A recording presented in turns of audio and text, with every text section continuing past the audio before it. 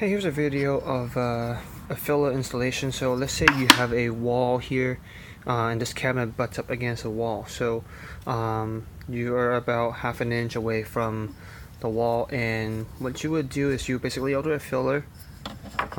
These usually come as a 3-inch wide, sometimes 6 inches, and then they come the whole entire height of the cabinet, or you would cut it to size. So if it's a situation like if it's 3/4 inch or something like that, and these actually happen to be exactly 3/4, some of the installers I've worked with, they would just install the filler sideways and then not worry about having to cut or scribe. But oftentimes your wall may not be perfect, so you might have like half an inch on top, and then you might have like 3/4 inch at the bottom. So you would have this 3-inch piece, and then you would just cut. Use my knee right there. And so you would just cut this to 3/4 on top and then half an inch at the bottom, and it would just scribe to the side of the wall.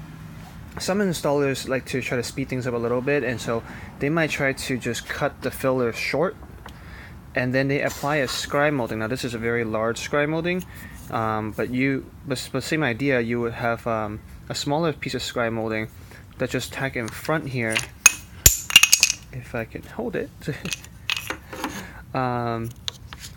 Basically you would move this back and forth to get to your appropriate spacing for your wall. The other thing I sometimes do is filler overlay. So essentially you would have a filler that has a profile here on the front edge that matches the door design. Now, I don't have an exact filler with this filler overlay with that profile, but let's just say for the sake of this conversation, this bevel here on the left is the same profile as the door.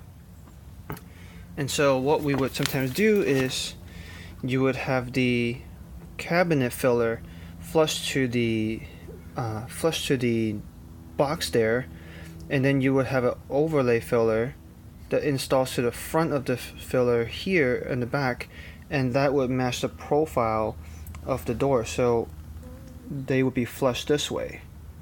Hope that makes sense. These filler overlays are made just a tad bit shorter than the actual cabinet box. So let's just say this is 20 inches for now. Then the filler overlay would go to the top of the drawer front to the bottom of the door here, and that would usually mean 1/8 inch less than the 20, so it would be 19 7/8 inch tall for a frameless cabinet in most manufacturers' cases. So you have to check the specs on each manufacturer. They do things a little bit differently, but that's the idea. And the whole entire point of filler overlays is just aesthetics. It's just so you don't have filler gaps in the back of the cabinet case. Rather, you have it brought forward and it flushes with the door, so it looks nice and clean. So that's a quick rundown of how fillers are installed, and I will make a separate video for why they are needed. Alright, thank you.